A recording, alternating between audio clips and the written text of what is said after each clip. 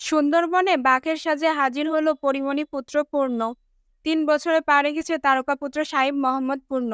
ঢাকায় সিনেমার আলোচিত অভিনেত্রী পরীমণি ও অভিনেতা শরীফুল রাজের সন্তান সে। গত 10 আগস্ট ছিল পূর্ণের জন্মদিন। ছেলের জন্মদিনকে ঘিরে নানা আয়োজন করেছিল পরীমণি। ঘরোয়াভাবেই নিজের কাছের মানুষদের নিয়ে পুত্রের জন্মদিন পালন করেছেন তিনি। পূর্ণর এবারের জন্মদিনের থিম ছিল সুন্দরবন। জন্মদিন প্রাঙ্গণে সেজেছিল বনের সাজে, সেখানে বাঘের মতো ডোরাকাটা পোশাকে হাজির হয়েছিল পরীমণি পুত্র। সামাজিক যোগাযোগ মাধ্যমে জন্মদিনের বেশ কিছু ছবি প্রকাশ করেছে এই অভিনেত্রী।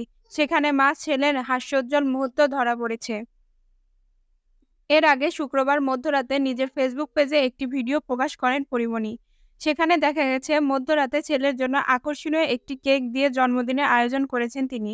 কেকের উপর লেখা ছিল হ্যাপি বার্থডে মাই ডিয়ার সন পূর্ণ।